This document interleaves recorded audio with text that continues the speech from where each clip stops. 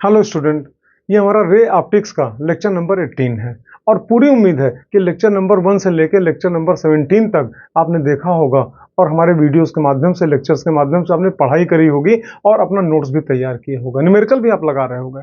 Lecture number 18 में हम आपको समझाएंगे परावर्तक दूरदर्शी के बारे में, जिसको खगोलीय परावर्तक दूरदर्शी भी कहते हैं, एस्ट्रोनॉमिकल रिफ्लेक्टिव टेलीस्कोप। देखो, लेक्चर नंबर 17 में हमने आपको बताया था दर्शन कोण क्या होता है, प्रकाशिक यंत्रों की आवर्धन क्षमता क्या होती है और दूरदर्शी के बारे में बताया था, लेकिन वो हमारी खगोलीय अपवर्तक दूरदर्शी थी, उसमें हमने लेंस का उपयोग किया था। और अब हम आपको पढ़ाने जा रहे हैं खगोलीय परावर्तक दूरदर्शी। सबसे पहले आपको समझें इसकी आवश्यकता क्यों पड़ी। जब एक दूरदर्शी हमारे पास थी, खगोलीय अपवर्तक दूरदर्शी, जिसमें लेंसों का उपयोग किया गया, दो उत्तल लेंस लगे, काम हमारा कर रहा था, दूर की वस्तु को दिखा रहा था, तो इसकी आवश्यकता क्यों पड़ी? तो इसका जवाब आपको दें। जानते हो, खगोलीय अपवर्तक दूरदर्शी ठीक है, वस्तु का बड़ा प्रतिबिंब बनाता है, स्पष्ट प्रतिबिंब बनाता है, स्पष्ट इसकी न्यूनतम दूरी पर भी बनाता है, हम चाहे तो शांत नेत्र की अवस्था में भी प्रतिबिंब प्राप्त कर सकते हैं, मतलब कि अनंत पर भी प्रतिबिंब बनाता है। लेकिन जानते हो, स्पष्ट प्रतिबिंब को प्राप्त करने के लिए बहुत अधिक मात्रा में प्रकाश किरणों को आके प्रतिबिंब बनाना चाहिए। आप पूछोगे क्या आवश्यकता पड़ गई? आपको ना टेलीस्कोप पढ़ रहे हो, टेलीस्कोप में जनरली वस्तु हमारी बहुत दूर होती है। जैसे मान लो ग्रह नक्षत्र तारों का आप अध्ययन कर रहे हो, छत के ऊपर आपने टेलीस्कोप को रखा, न जाने कितने किलोमीटर की दूरी पर वो तारे हैं, ठीक, और उनसे प्रकाश किरणें आएंगी, प्रतिबिंब बनाएंगी। तो जब डिस्टेंस काफी ज्यादा है, तो अगर हमको स्पष्ट चमकीला प्रतिबिंब चाहिए तो अभिदृश्यक का, जिसको आप ऑब्जेक्टिव लेंस भी कहते हो, द्वारक जिसको आप अपर्चर कहते हो, बहुत बड़ा होना चाहिए। जितना बड़ा अपर्चर होगा उतना चमकीला प्रतिबिंब बनेगा। लेकिन समस्या यह आती है कि बहुत बड़े द्वारक के लेंस को बना पाना, अब असंभव तो नहीं कहेंगे, लेकिन बहुत आसान काम नहीं है।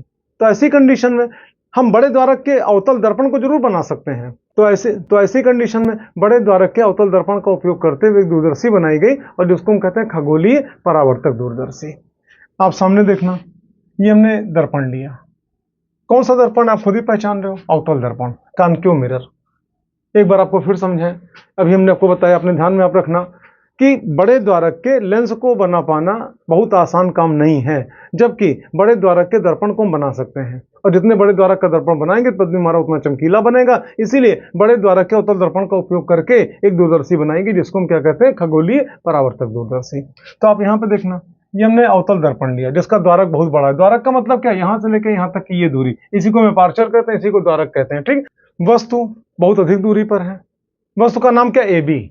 हमने डॉटेड लाइन से दिखा दिया, मान के चलो। देखो, इसको आभासी वस्तु मानना, देखो इसको आभासी वस्तु मत मानना, रियल में इमेज है, लेकिन डिस्टेंस बहुत ज्यादा है, तो एक डॉटेड करके यहाँ पे सिंबल दिखा दिया गया, ये हमारा ए बी वस्तु है, बहुत अत्यधिक दूरी पर है। ठीक, अब देखो वस्तु से प्रकाश किरणें आई, तो एक प्रकाश किरण ये आई, एक प्रकाश किरण ये आई, सीधे आके दर्पण पर पड़ी, अवतल दर्पण पर पड़ी। ठीक, अब देखना, ये जो प्रकाश किरण यहाँ पे आई इस जगह पे, ठीक, तो आप जानते हो ये इस जगह पे ये क्या होगा? अविलंब, ये अविलंब हो गया। ठीक, तो अब ये आपतित किरण हो गई, तो आप जानते हो आपतित किरण अविलंब से जो कोण बनाएगा उसे आप क्या कहोगे? आपतन कोण कहोगे। और दर्पण में आप जानते हो आपतन कोण बराबर क्या होता है? परावर्तन कोण। तो अगर ये कोण हमने अल्फा मान लिया तो निश्चित रूप से ये भी कोण क्या होगा? अल्फा होगा। तो ऐसी कंडीशन में आप देखोगे ये जो प्रकाश किरण यहाँ से आई, जितना कोण यहाँ पे आपतन कोण है उतना परावर्तन कोण हमने यहाँ पे अल्फा मान लिया, यहाँ से परावर्तित होकर और सीधे इधर जा रही है। दूसरी किरण आप देख रहे हो, ये वाली, ये किरण भी आपका इसी किरण के समांतर है।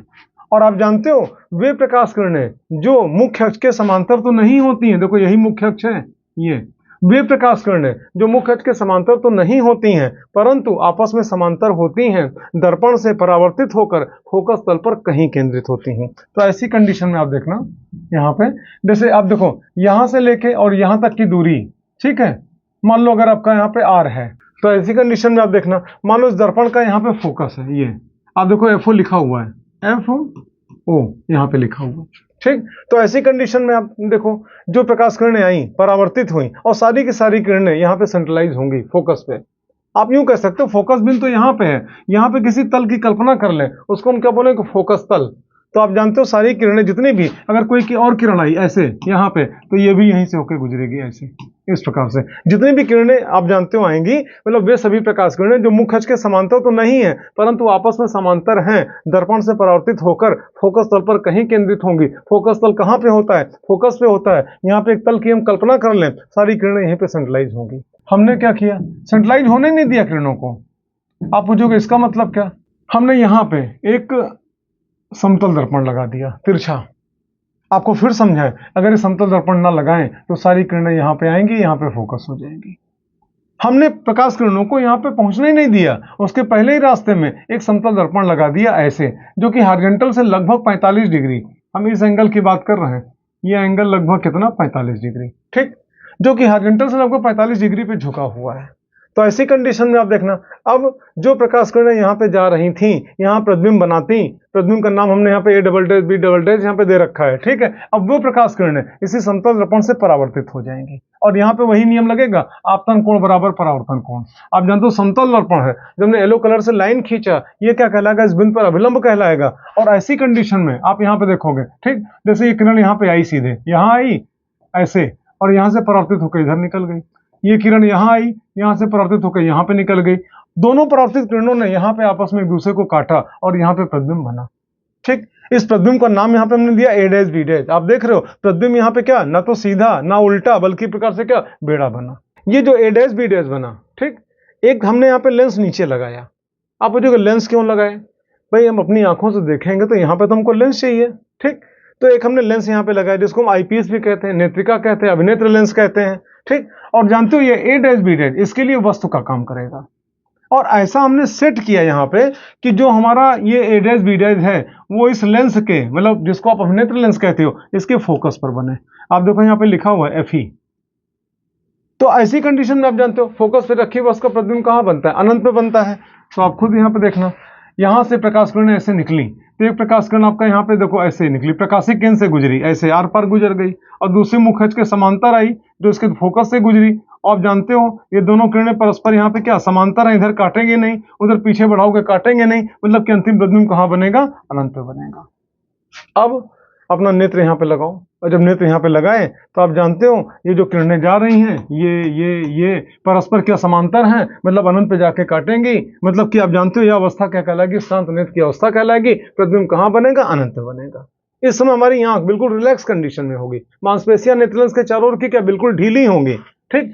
तो ये आपने देखा इसका मैकेनिज्म कि किस प्रकार से प्रकाश किरणें आपका यहाँ पे आती हैं और किस प्रकार से प्रतिबिंब बनाती हैं।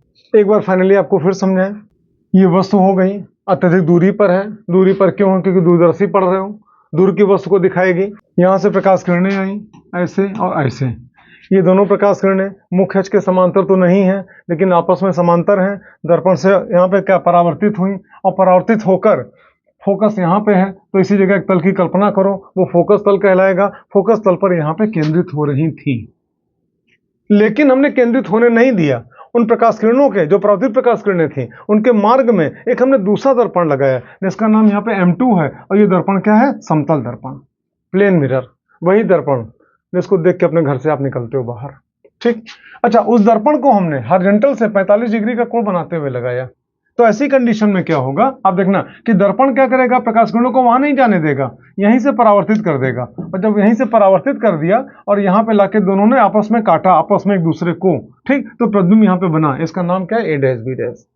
तो ऐसी कंडीशन में आप कह सकते हो कि अवतल दर्पण के लिए ए बी क्या है, वस्तु, और अवतल दर्पण के लिए आप देख रहे थे ये A double dash B double dash क्या था, प्रतिबिंब, और यहाँ पे क्या समतल दर्पण बीच रास्ते में पड़ गया, जिससे कि A double dash B double dash यहाँ पे क्या नहीं बन पाया, इसने इसको परावर्तित कर दिया और A डैश B डैश प्रतिबिंब बना। मतलब ये जो अवतल दर्पण है, जिसका नाम हमने यहाँ पे M1 भी दे रखा है, इसके लिए ए बी क्या वस्तु, और इसी के लिए A double dash B double dash क्या है, प्रतिबिंब। अच्छा, फिर आप आगे चलो, और यहाँ पे आप देखना ये जो समतल दर्पण है, तो समतल दर्पण के लिए A double dash B double dash क्या हुआ, वस्तु, और समतल दर्पण के लिए A डैश B डैश क्या हुआ, प्रतिबिंब। उसके बाद हमने यहाँ पे एक आईपीएस लगा दिया, अभिनेत्र लेंस, नेत्रिका, जो भी आप कहो, ठीक है। और ऐसा सेट किया कि जो A डैश B डैश है वो इस अभिनेत्र लेंस के कहाँ पे हो, फोकस पे हो। देखो हमने FE यहाँ पे लिखा हुआ है। FE क्यों लिखा, आप जानते हो, अभिनेत्र लेंस के लिए फोकस बिंदु है, यहाँ से लेके यहाँ तक की दूरी क्या कहलाएगी, अभिनेत्र लेंस की, नेत्रिका की फोकस दूरी कहलाएगी। अच्छा, और फोकस पे रखी वस्तु का प्रतिबिंब कहाँ बनता है, अनंत पे बनता है, ठीक। तो आप जानते हो प्रकाश किरणें निकली, एक प्रकाशिक केंद्र से गुजरी, सीधे आर पार गुजर गई, एक समांतर आई, समांतर वाली फोकस से गुजरी। यहाँ पे ये दोनों किरणें परस्पर क्या समांतर हैं, ना इधर काटी ना उधर काटी, आप यूं कह सकते हो प्रतिबिंब कहाँ बनेगा, अनंत पे। अब आप ये पढ़ने जा रहे हो, इसकी आवर्धन क्षमता क्या होगी। आवर्धन क्षमता के लिए एक फार्मूला होता है, आप जानते हो। पहले इसको थोड़ा सा हम साइड में करते हैं, कुछ स्पेस मिल जाए हमको। आप जानते हो आवर्धन क्षमता, इसको हम m से लिखते हैं, m that is equal to अंतिम प्रतिबिंब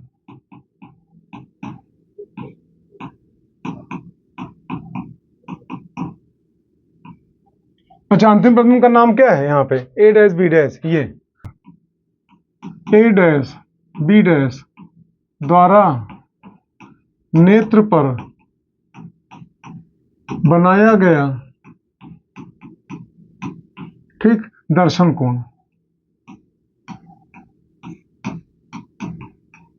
बटे स्वयं वस्तु, अच्छा वस्तु का नाम आप देखो ए बी, ठीक, स्वयं वस्तु ए बी द्वारा नेत्र पर बनाया गया दर्शन कोण। हम सिंबल मान लें, मान लो इसका सिंबल है बीटा और यहां पे वस्तु द्वारा, तो इसका सिंबल आप मान लो अल्फा। अब अगर किसी प्रकार हम बीटा और अल्फा का मान निकाल लें, यहां पे रख दें, तो इसकी आवर्धन क्षमता का फार्मूला हमको मिल जाएगा। अब बीटा का मान कैसे निकालेंगे, किस जुगाड़ से, अल्फा का मान कैसे निकालेंगे, आप ये पढ़ने जा रहे हो। और उसके पहले आपको समझाएं, कई बार हम बोल चुके हैं, limit theta tends to zero, इसका मतलब समझते हो, थीटा का मान जीरो नहीं है, थीटा का मान जीरो के अग्रसर है, बस अब जीरो की तब जीरो। देखो इसका मतलब क्या, जैसे मान लो कोई आदमी है, मान लो बीमार काफी था, कई दिनों से बीमार था, हॉस्पिटल में है, कोमा में है, कब खराब खबर आ जाए पता नहीं, बिल्कुल आप इंतजारी कर रहे हो, उल्टी गिनती चल रही है, अब कोई फोन करके पूछे क्या हाल है, तो आप ना यही कह सकते हो कि बिल्कुल ठीक है और नहीं कह सकते हो कि खराब है। कहने का तात्पर्य यहाँ पे आप देखना, मतलब यही नहीं कह सकते हो कि जिंदा, कि यही नहीं कह सकते हो कि मुर्दा है, क्योंकि उल्टी गिनती चल रही है, अब मुर्दा हुआ कि तब मुर्दा हुआ। तो वही चीज यहाँ पर भी आप देख रहे हो। आप सुनो, limit theta tends to zero का मतलब क्या हुआ कि थीटा का मान जीरो के अग्रसर है, लेकिन अभी जीरो हुआ नहीं है, जीरो हो जाता तो हम थीटा बराबर जीरो लिखते, और ऐसी कंडीशन में sine theta that is equal to theta, और उसी के साथ साथ आप देखना limit theta tends to zero पे cos theta that is equal to 1, ठीक। तो अगर और आगे आपको चाहिए तो हम इसको डिवाइड कर दें, तो आप यूं कह सकते हो limit theta tends to zero पे टेन थीटा और बराबर क्या होगा थीटा, ठीक। अब आप देखना, अगर थीटा टेंड्स टू जीरो है तो थीटा बराबर टेन थीटा भी लिखा जा सकता है, थीटा बराबर साइन थीटा भी लिखा जा सकता है।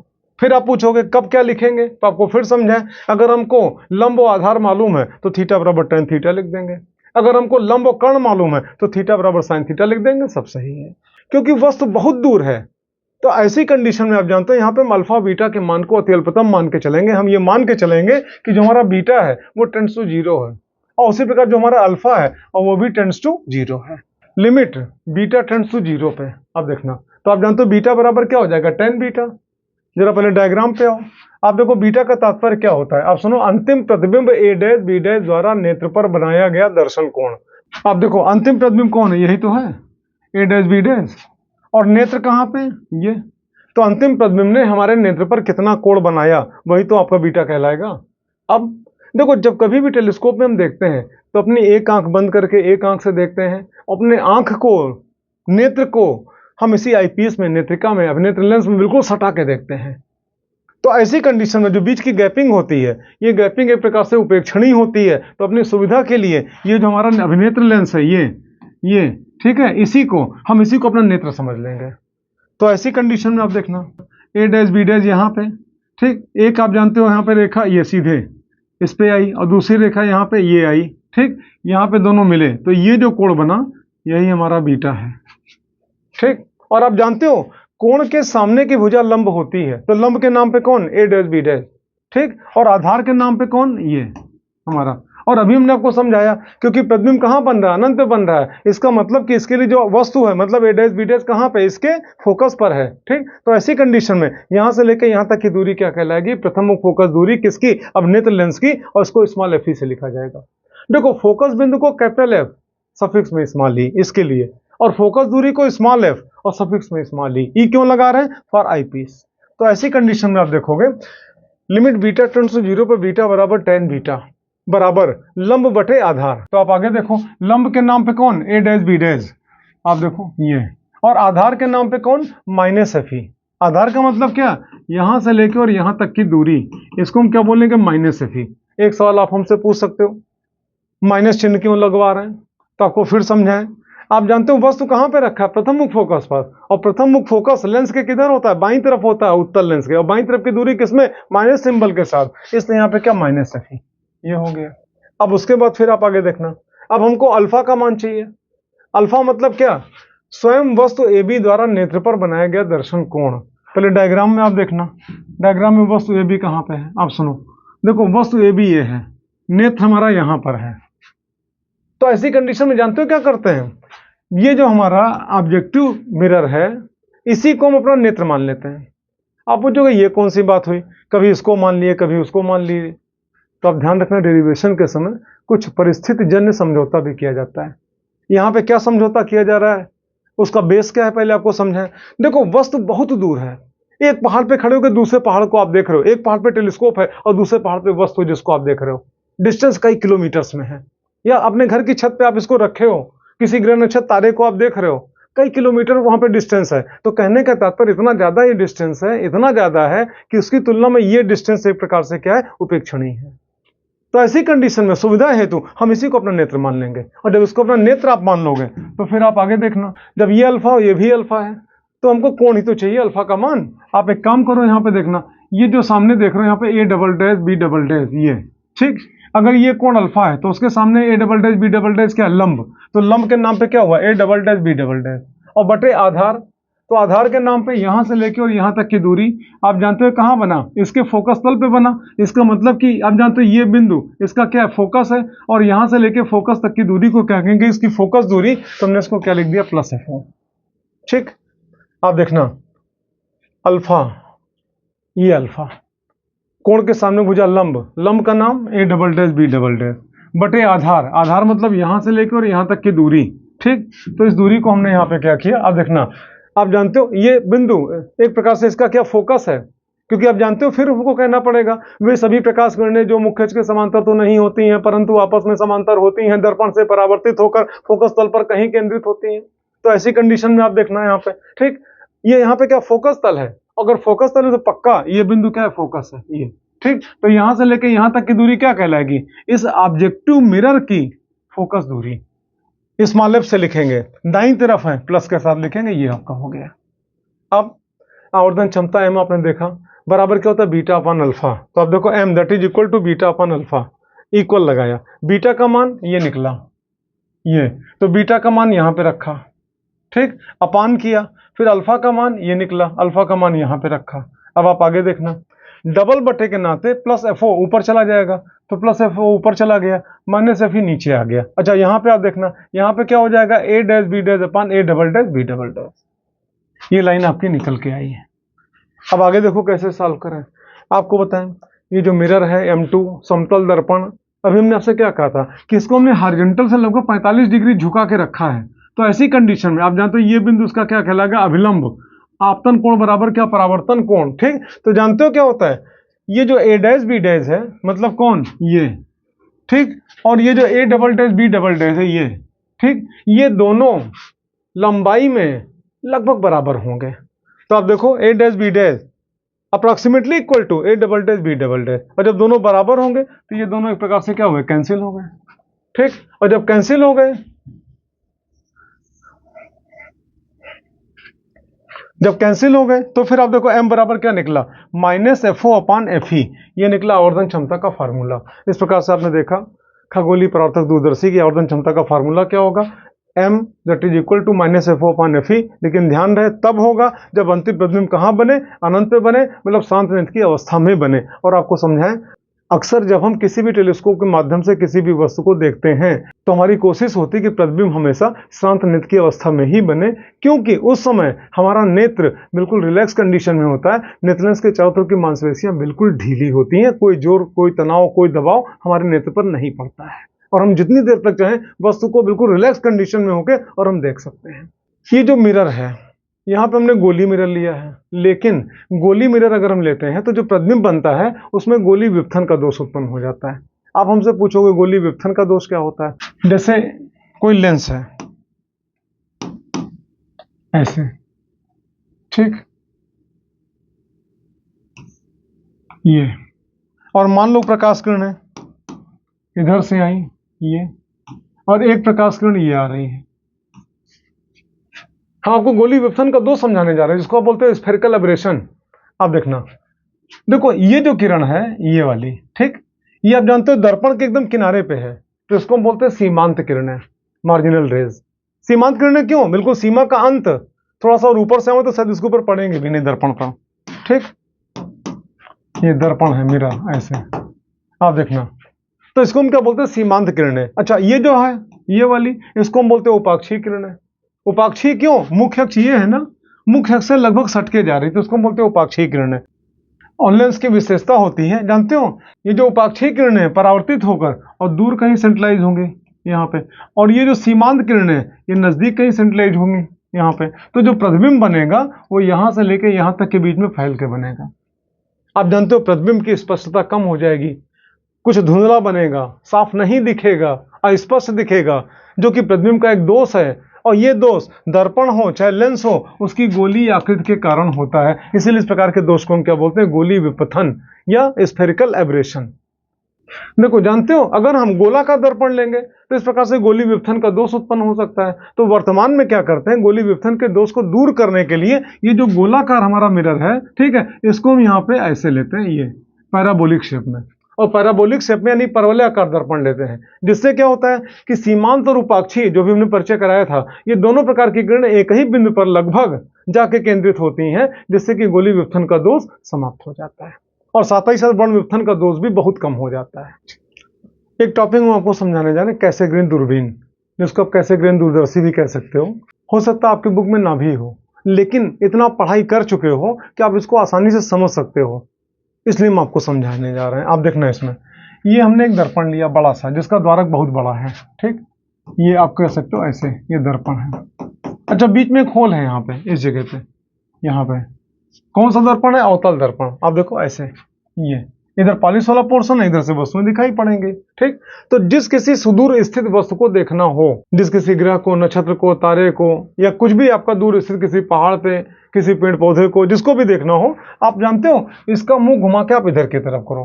आप पूछोगे मुंह घुमा के मतलब क्या? आप जानते हो पॉलिश वाली सतह है तो चेहरा इधर से दिखेगा, ठीक। तो जिसको देखना हो आपका यहाँ पे, ठीक, उसकी तरफ इसको घुमा के करो। अब आप आगे देखना, यहां से प्रकाश किरणें निकली, ये गई, ये गई, प्रकाश किरणें सीधे कहां पड़ी? अवतल दर्पण पे पड़ी, ठीक। अवतल दर्पण ने उसको क्या किया? परावर्तित किया, ये परावर्तित किया, ये परावर्तित किया।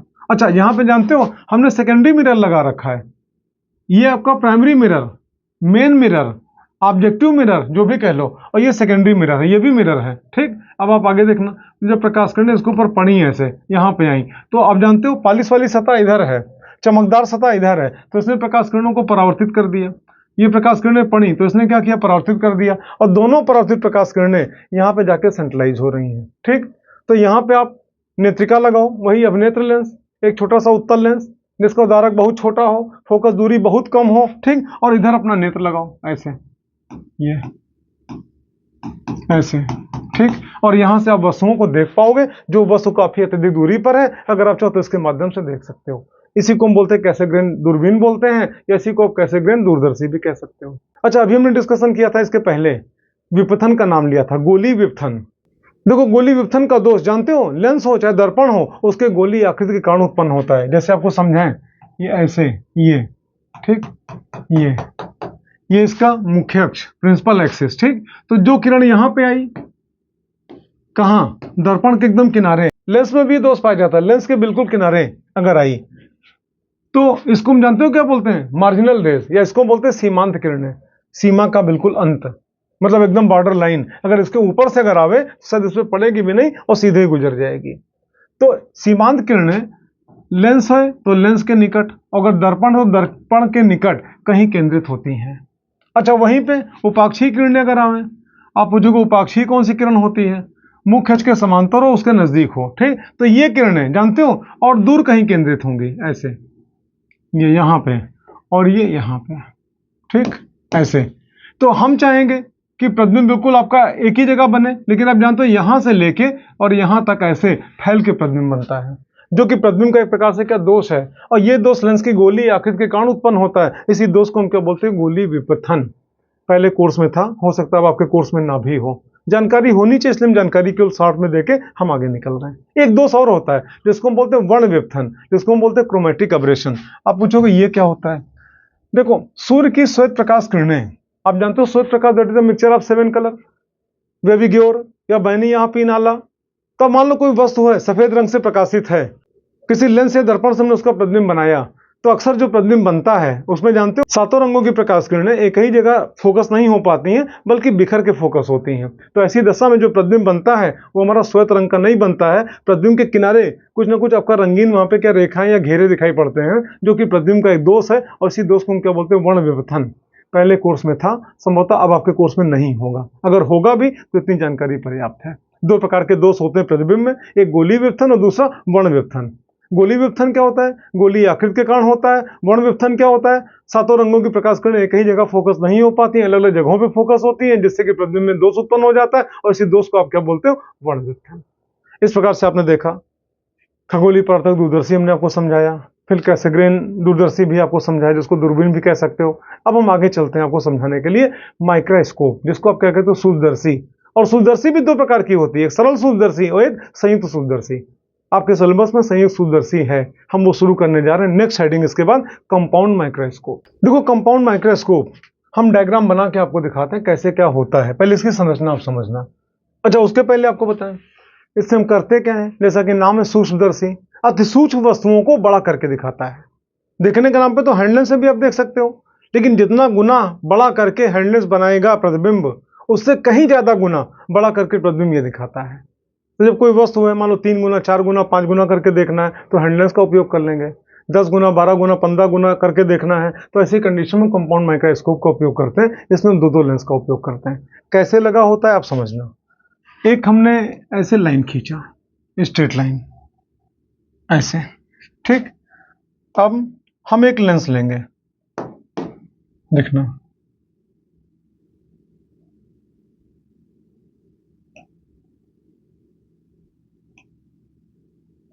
ये लिया, इसको हम बोलते हैं ऑब्जेक्टिव लेंस ओ। अब हम यहां पे एक वस्तु दिखाते हैं, ये मान लो वस्तु है, ये इसका नाम कुछ मान लो ए बी, ठीक। वस्तु से प्रकाश किरणें निकली, एक प्रकाश किरण ये निकली, ठीक, एक प्रकाश किरण ये निकली, देखना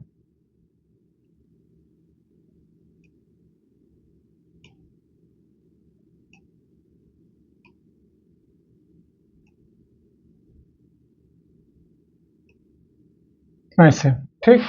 तो जो प्रकाश किरण प्रकाशित किरण से निकली बिल्कुल सीधी निकल गई, और जो मुख्य अक्ष के समांतर आई वो कहां, इसके फोकस से होकर गुजरेगी।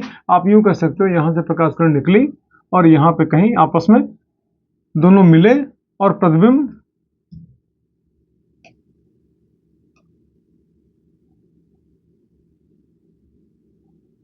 यहां बनेगा।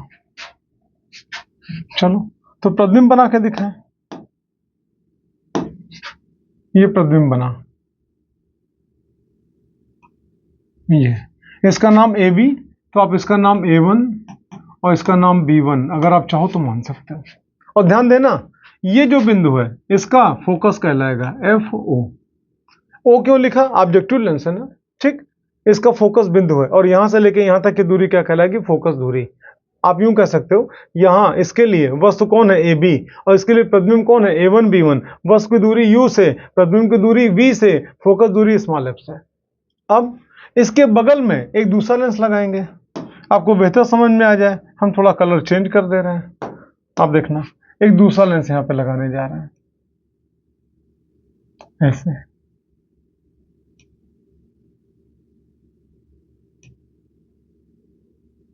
ये, ठीक। इसको हम बोलेंगे आईपीस, नेत्रिका। इधर ही आंख लगा के हम देखेंगे। अब सुनो, इसके लिए प्रतिबिंब कौन है, A1 B1, और जो इसके लिए प्रतिबिंब है वो इसके लिए वस्तु का कार्य करेगा। तो आप जानते हो एक किरण यहां से निकलेगी,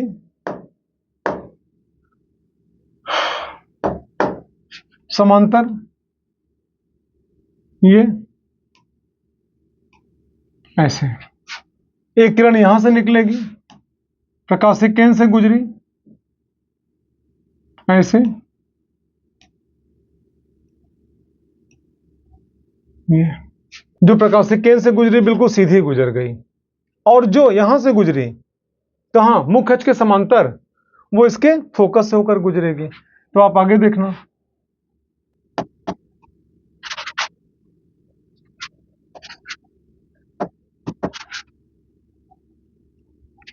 देखना यहां से एक किरण गुजरी, प्रकाशिक केंद्र से गुजरी, बिल्कुल सीधी गुजर गई, बिना विचलित हुए गुजर गई, और एक प्रकाश कण यहां से गुजरी, कहां, मुख्य अक्ष के समांतर, और जो मुख्य अक्ष के समांतर गुजरी वो आप जानते हो इस अभिनेत्र लेंस के, नेत्रिका के फोकस से होकर गुजरी, एफ ई। ये तो आपको क्या लगता है वहां पे जाके आगे कहीं काटेगी? कभी नहीं। आप पीछे बढ़ो, यहां पे काटती हुई प्रतीत हो रही है डॉटेड लाइन। तो ऐसी दशा में इसका प्रतिबिंब यहां बना, हम बना के दिखाते हैं आपको, ये ऐसे, ये ठीक, इसका नाम A2 B2। ये अब उसके बाद देखो, इसको हम किसी नली में इसको फिट कर देते हैं। आपको दिखाएं डायग्राम, आप सुनो। एक कोई नली लिया, इसमें नली में लगा दिया, यहां पे ऐसे एक नली में इसको फिट कर देंगे, ऐसे और ऐसे। ये नली अंदर वाली जो पतली नली है, हवा में तो टंगेगी नहीं, तो यहां पे नीचे कोई बेस दे देंगे, यहां पे ऐसे। बेस मतलब क्या, आधार, जिससे कि टिक जाए नली है, ऐसे। ये ठीक, और ऊपर यहां पे एक अरेंजमेंट लगा देंगे,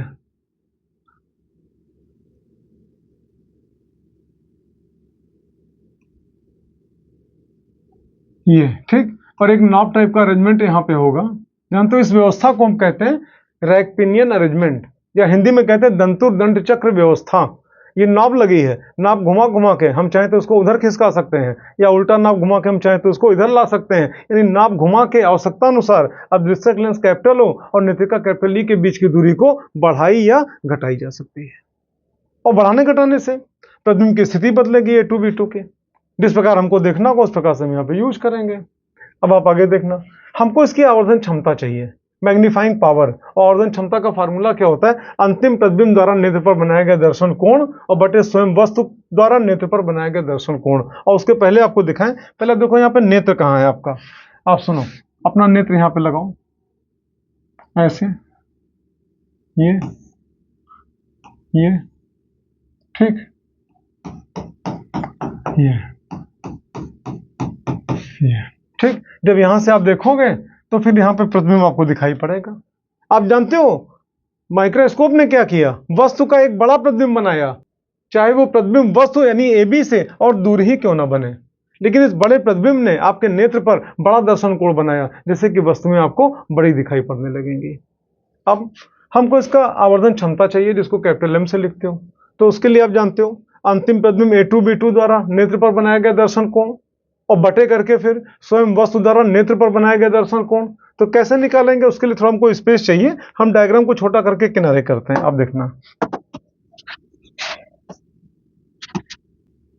यहाँ है, अब आप इधर आओ, M that is equal to अंतिम प्रतिबिंब, अंतिम प्रतिबिंब का नाम बताओ, A2 B2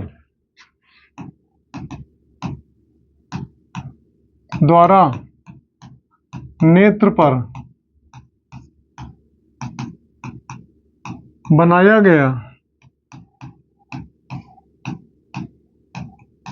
दर्शन कोण, ठीक, और बटे स्वयं वस्तु। अच्छा, वस्तु का नाम क्या है, AB, छोटा सा ये AB द्वारा नेत्र पर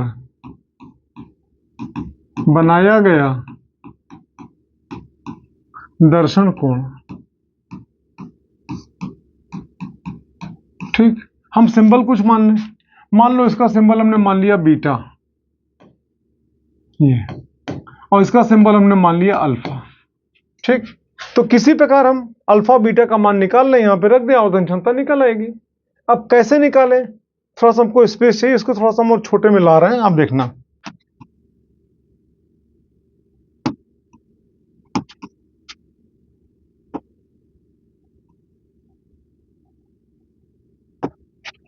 अब हम पहले बीटा का मान निकालते हैं। देखो, हम यहां पे आपसे बात करें फॉर बीटा, और इधर हम बात करेंगे फॉर अल्फा। तो बीटा का मान निकालने के लिए आप देखो, अंतिम पद में कौन A2 B2 यही तो है। देखो, जब माइक्रोस्कोप का उपयोग करते हैं तो जो हमारा नेत्र है वो कहाँ पे, इसी आईपीस पर ही होता है, मतलब बिल्कुल आईपीस को टच कर रहा होता है। तो अपनी सुविधा के लिए हम क्या करेंगे, आईपीस को ही यानी नेत्रिका को ही अपना नेत्र मान लेंगे। तो ऐसी कंडीशन में आप देखना A2 B2 यही तो है, तो A2 से किरण गई सीधे यहाँ पे और B2 से किरण सीधे यहाँ पे गई, तो यही कोण तुम्हारा बीटा हुआ। और आप ये भी जानते हो, जैसे इस प्रकार से ऐसे, ये देखो, ये आपका A2, ये B2 और ये E, आप देखो यही कोण तो बीटा है। ठीक, अच्छा, बीच में आप देखना एक रेखा आपको और दिख रही होगी यहाँ पे, A1 और B1, ये वाली। ठीक, तो आप जानते हो बीटा बराबर, और बीटा क्या, तिलपतम मानों के लिए आप जानते हो बीटा बराबर क्या, tan बीटा। तो ऐसी कंडीशन में अगर हम चाहें तो बीटा बराबर A2 B2 अपान E A2 लिख सकते हैं, या इसी को चाहें तो A1 B1 अपान E A1 भी लिख सकते हैं। लिमिट बीटा टेंड्स टू 0 पे बीटा बराबर tan बीटा बराबर लंब बटे आधार। तो आप जानते हो हमने क्या लिखा, A1 B1 अपान और आधार के नाम पे E A1, ये लो। ठीक, अब हम अल्फा का मान निकालेंगे। अल्फा क्या है, स्वयं वस्तु द्वारा नेत्र पर बनाया गया दर्शन कोण। वस्तु हमारा ये AB, हम एक अलग डायग्राम बनाते हैं, आप देखना। हमने वस्तु यहां पे ले लिया ऐसे AB, A और B। ठीक, अब आप आगे देखना, यहां पे नेत्र हमारा है, ये लो,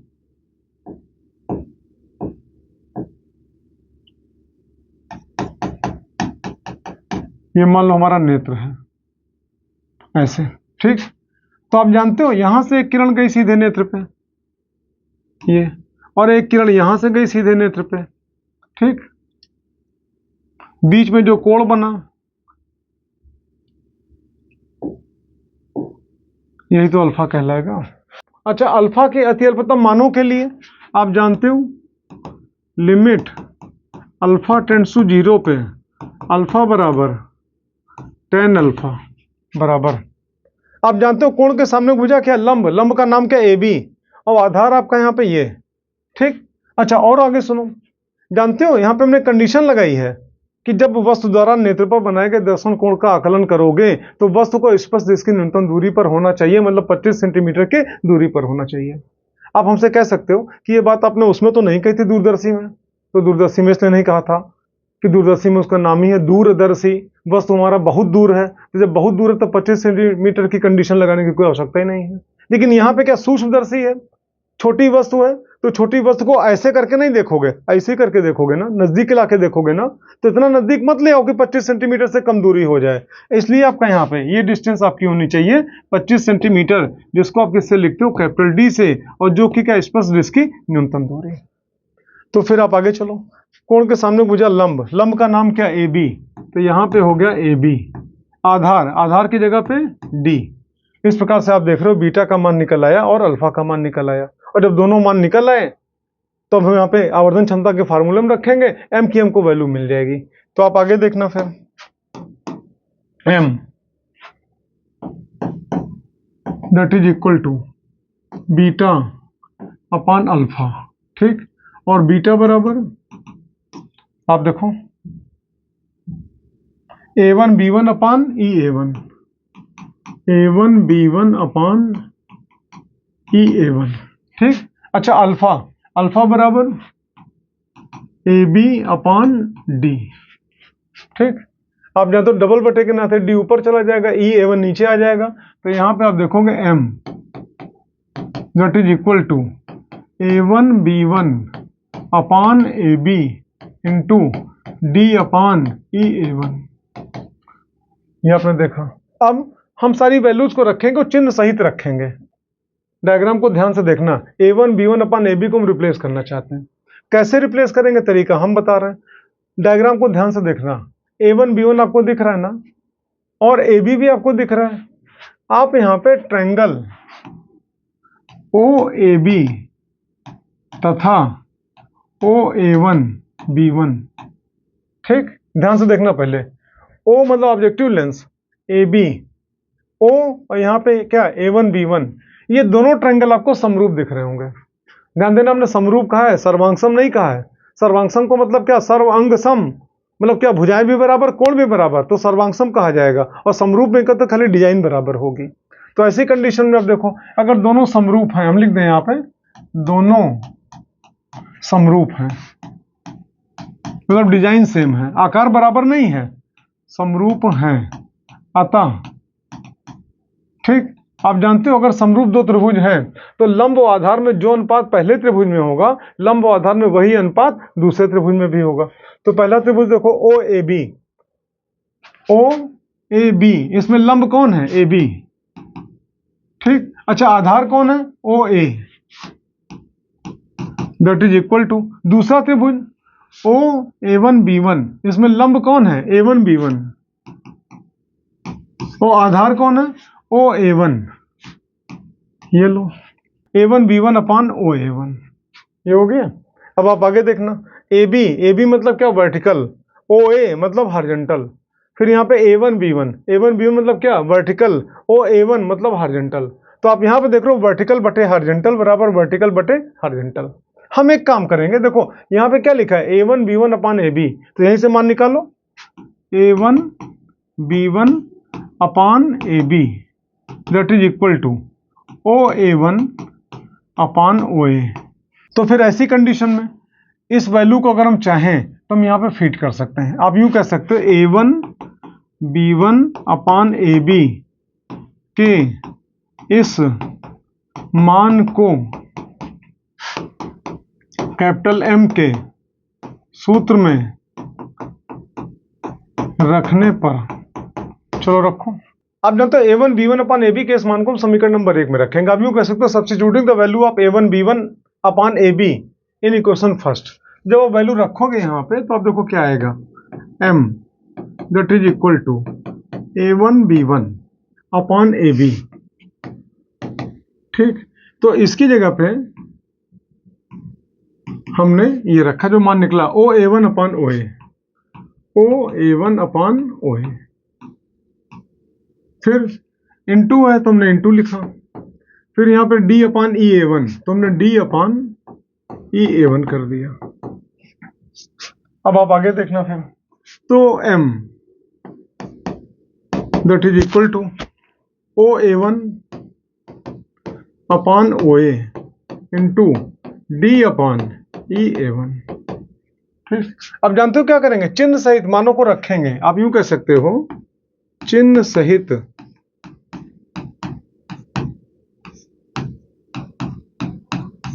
मानों को रखने पर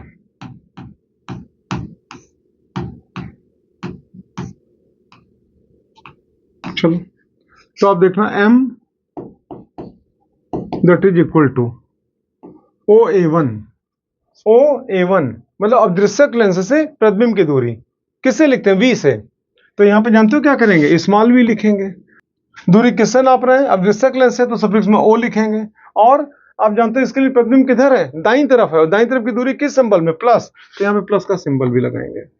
अपॉन OA आप कह सकते हो अदृश्यक से वस्तु की दूरी, वस्तु की दूरी को किससे, U से, और अदृश्यक से है तो सफिक्स में O, बाईं तरफ मापी जा रही है, माइनस लग गया।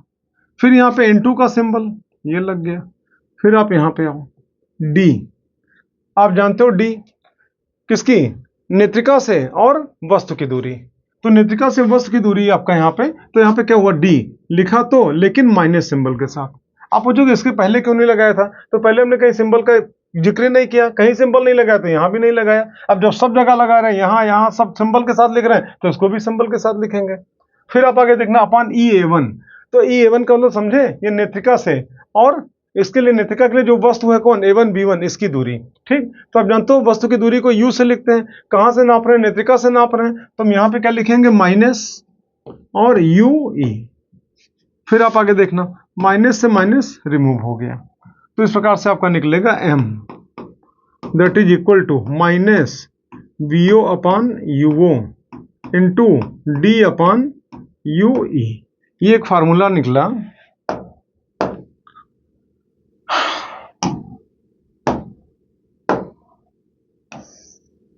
आप देखना, ये सूक्ष्मदर्शी की आवर्धन क्षमता का, जानते हो, व्यापक फार्मूला है, जनरल इक्वेशन। ये एक फार्मूला निकला, माइक्रोस्कोप मतलब सूक्ष्मदर्शी की आवर्धन क्षमता का एक जनरल फार्मूला है, व्यापक सूत्र है।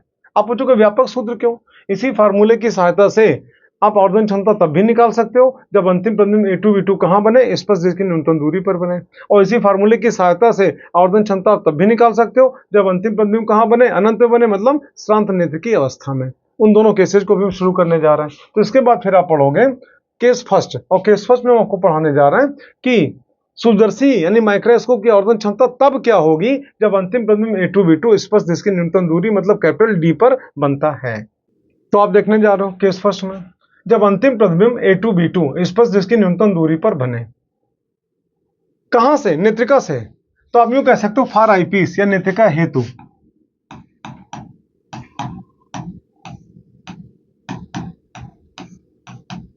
One upon B minus 1/U बराबर 1/F। एक लेंस के लिए ही तो फार्मूला होता है।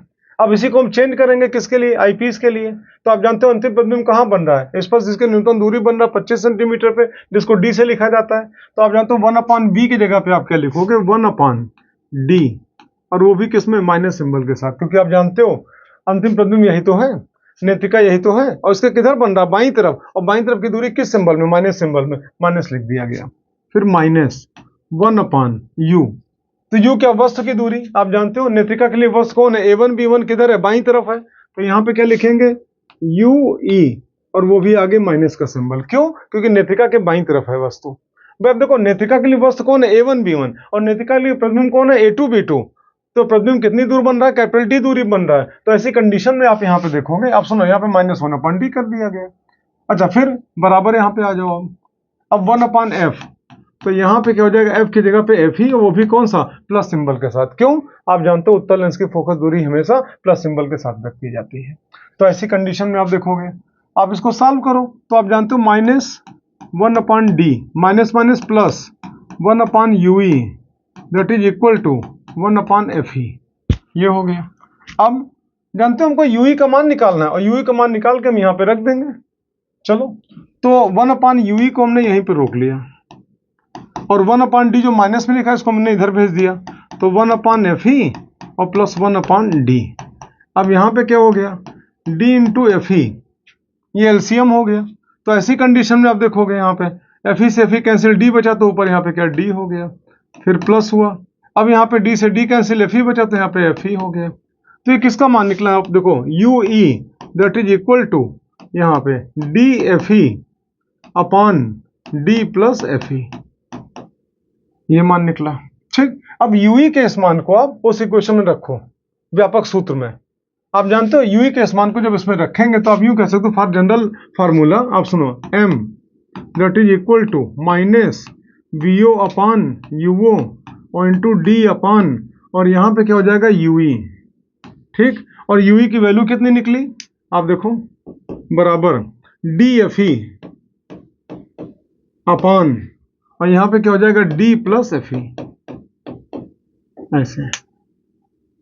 ये ठीक, इसको आप यहाँ पे ऐसे ये कर दो।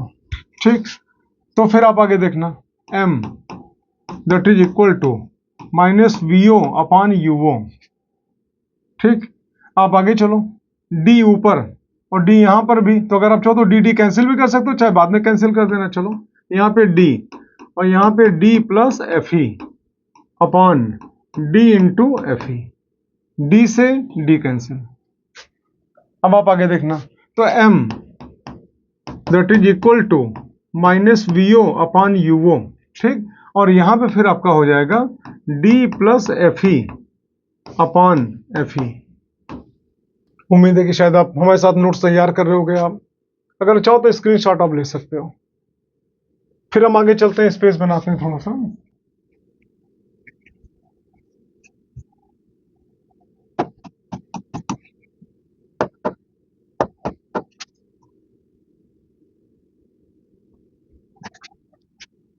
इसी के बाद फिर आप आगे देखो, m that is equal to minus V O upon U O, और यहीं पे अगर हम चाहें तो इसको लिख सकते हैं d upon F E plus F E upon F E, ऐसे एक बार इसके साथ बटे में, एक बार इसके साथ बटे में।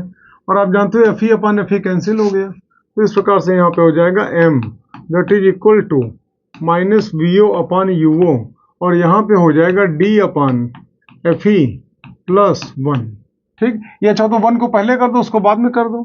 तो m that is equal to minus V O upon U O, और यहाँ पे हो जाएगा 1 plus D upon F E. ये निकला आवर्धन क्षमता का फार्मूला। लेकिन कब? जब अंतिम प्रतिबिंब A2 B2 स्पष्ट दृश्य की न्यूनतम दूरी पर बने, ठीक। और ज्यादा बेहतर होगा जितने भी m आपको दिखाई पड़े केस फर्स्ट में, सबके साथ सफिक्स में आप d लगा दो। d d d d d means 25 centimetre. मतलब जो अंतिम प्रतिबिंब A2 B2 25 सेंटीमीटर की दूरी पर बने, जिसको आप कैपिटल D से लिखते हो, उस समय सूक्ष्मदर्शी की माइक्रोस्कोप की आवर्धन क्षमता इतनी होगी। अच्छा, जानते हो सूक्ष्मदर्शी की लंबाई अगर कोई पूछे कितनी होगी, तो सूक्ष्मदर्शी की लंबाई के नाम पे क्या होता है, अब दृश्यक से नेत्रिका के बीच की दूरी को हम सूक्ष्मदर्शी की लंबाई कहते हैं। तो आप देखो यहां से लेके और यहां तक की ये दूरी, तो इस दूरी को आप यहाँ पे क्या कहोगे, VO। VO क्यों कहोगे? इसके लिए प्रतिबिंब यही तो है A1 B1। अच्छा, O क्यों कहोगे? ऑब्जेक्टिव लेंस से दूरी है, और यहां से लेके यहां तक की दूरी UE कहलाएगी। तो आप जानते हो इस केस में अगर आपसे कोई पूछे लेंथ ऑफ माइक्रोस्कोप, आप देखो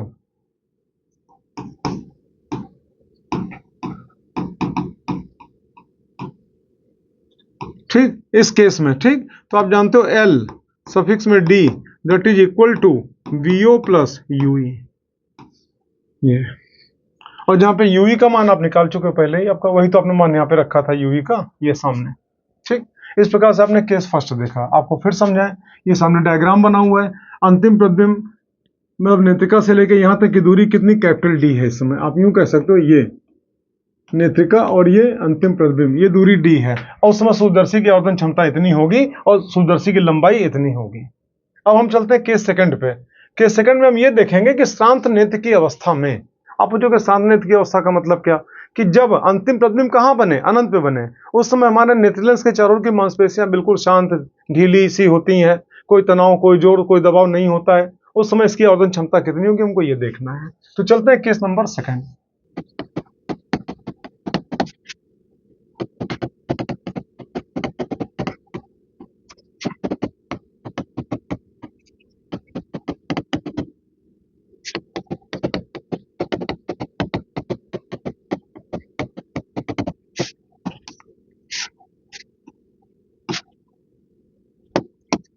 देखो इस केस में आप चाहते हो केस नंबर सेकंड में कि अंतिम प्रतिबिंब A2 B2 कहां बने, अनंत पे बने। और आप अच्छी तरीके से जानते हो अनंत पे प्रतिबिंब तब बनता है जब वस्तु कहां पे हो, फोकस पे हो। किसके? नेत्रिका के। आप जानते हो अंतिम प्रतिबिंब A2 B2 यही तो है। हम नेत्रिका की बात करें, नेत्रिका के लिए वस्तु कौन है, A1 B1, और नेत्रिका के लिए प्रतिबिंब कौन है, A2 B2। और आप चाहते हो A2 B2 यहां पे ना बने, स्पर्श दृश्य की न्यूनतम दूरी पर ना बने, बल्कि कहां बने, अनंत पे बने। तो ऐसी कंडीशन में नेत्रिका के लिए जो वस्तु A1 B1 है, इसको कहां पे होना चाहिए, नेत्रिका के फोकस पे होना चाहिए। तो ऐसी कंडीशन में जो व्यापक सूत्र है आपका, इसमें UE की जगह पे किसका प्रयोग करेंगे, FE का। तो आप यूं कह सकते हो इस केस में M that is equal to minus VO upon UO, ये ठीक, इनटू D अपान, फिर यहाँ पे क्या लिखा है, UE। आप देखो है ना, तो UE की जगह पे क्या हो जाएगा, FE, ये। तो फार्मूला क्या निकल के आया, M that is equal to minus VO upon UO, और यहाँ पे फिर हो जाएगा डी अपान और एफ ई। ये इसको लिख के आप यहाँ पे पैक कर दो।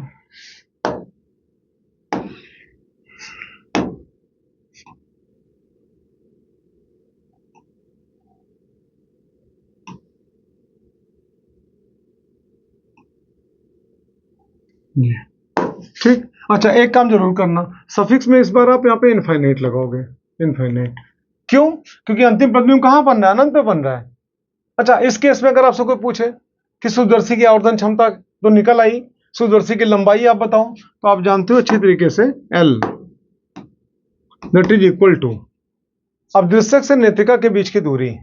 तो अवदृश्यक से और A1 B1 की दूरी क्या हो जाएगी? VO प्लस अंतिम प्रद्युम्न कहाँ बन रहा है? अनंत पे। इसका मतलब कि पक्का नेत्रिका के लिए जो वस्तु A1 B1 है कहाँ पे? नेत्रिका के फोकस पर है। तो आप यहाँ पे कह सकते हो FE। तो ये जो निकला ये सूक्ष्मदर्शी की लंबाई निकली। कब? जब अंतिम प्रद्युम्न कहाँ बन रहा है? अनंत पे। अच्छा, फिर अगर हम आपसे कहें किसका हमको किरण आरेख बना के दिखाओ, रे डायग्राम बना के दिखाओ, तो जरा हम खुद दिखाते हैं। देखो कैसे। देखो, अनंत पर प्रतिबिंब प्राप्त करने के लिए यह जरूरी है कि नेत्रिका के लिए जो वस्तु है कौन? A1 B1, ये कहाँ पे? नेत्रिका के फोकस पर हो। और अभी तक जो आपने पढ़ाई करी उसमें नेत्रिका के लिए जो फोकस है वो यहाँ पर था। आप यूं कह सकते हो नेत्रिका के लिए वस्तु कौन है? A1 B1, ये दूरी कितनी? UE, और नेत्रिका की फोकस दूरी इतना पूरा FE। और अभी तक आप देख रहे थे UE का जो मान था वो FE के मान से कम था, तभी तो प्रतिबिंब आपका आभासी बना और वस्तु के पीछे बना, वस्तु के सापेक्ष सीधा बना, बड़ा बना, और बड़े प्रतिबिंब ने बड़ा दर्शन कोण बनाया, वस्तु आपको बड़ा दिखाई पड़ गया। अच्छा, इस बार आप चाहते हो प्रतिबिंब का अनंत पे बने, तो इसके लिए कुछ करना नहीं है। ये जो आपका रेक्टिलिनियर अरेंजमेंट है सामने, इसको आप नाप घुमाओ, और जब नाप घुमाओगे तो ये पीछे हटेगा, और घुमाओगे और पीछे हटेगा, और घुमाओगे और पीछे हटेगा, और जैसे जैसे पीछे हटता जाएगा ये जो FE है, ये FE आपका इधर खिसकेगा, और नाप घुमाए तो इधर खिसकेगा, और नाप घुमाओगे तो यहाँ पे आके बैठ जाएगा। कहाँ? A1 पे। और जैसे A1 पे बैठा कौन? FE, यानी आप यूं कह सकते हो कि ये आपका इतना पीछे चला गया लेंस कि FE उठ के कहां पे आ गया? A1 पे आ गया।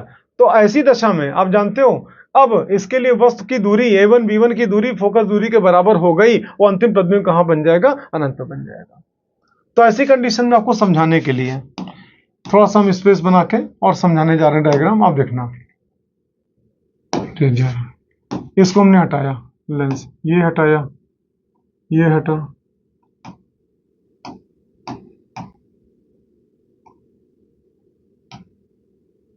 अब आप देखना। पहले तो इसका प्रिंसिपल एक्सिस आपको दिखाएं।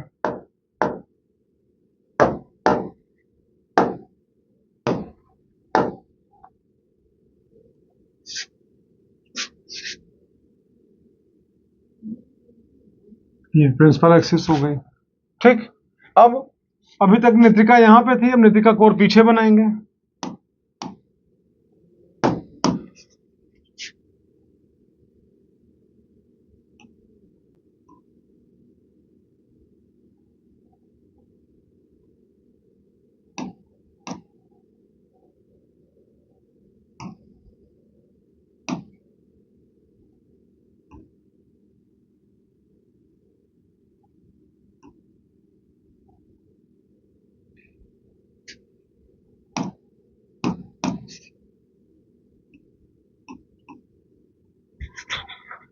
आप देखना, नेत्रिका को हमने पीछे कर लिया। आप यूं कह सकते हो यहां से लेके यहां तक की दूरी UE बराबर FE। ये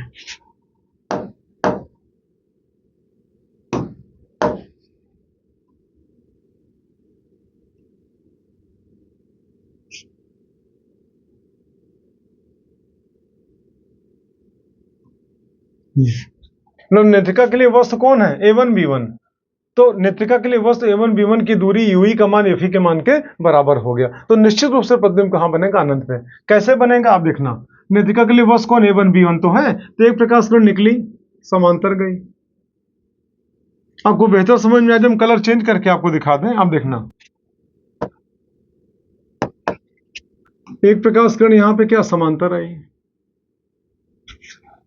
सब कुछ एकदम अलग अलग दिखे। जानबूझ के हमने कलर को चेंज कर दिया ताकि आप बेहतर किरण को देख पाओ। ठीक। अच्छा, एक किरण कहां से गुजरेगी? प्रकाशिक केंद्र से। अब देखो, ये प्रकाशिक केंद्र से गुजरी। ठीक, तो जो प्रकाशिक केंद्र से गुजरी वो अपने मार्ग से बिना विचलित हुए और बिल्कुल सीधी गुजर जाएगी। मतलब आप जानते हो ऐसे, अगर आप पीछे बढ़ाओ तो यहां पे ऐसे,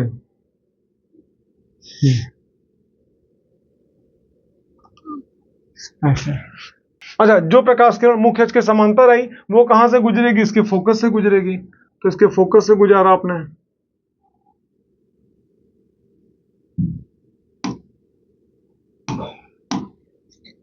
ये लो, ये।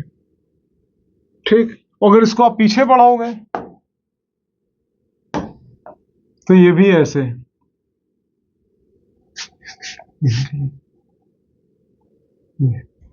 ठीक, मतलब आप जानते हो ना उधर काटेगी ना इधर काटेगी। प्रतिबिंब कहां बना? अनंत पे बना, इनफाइनाइट। यहीं पे अगर अपना आप नेत्र लगाओ ऐसे,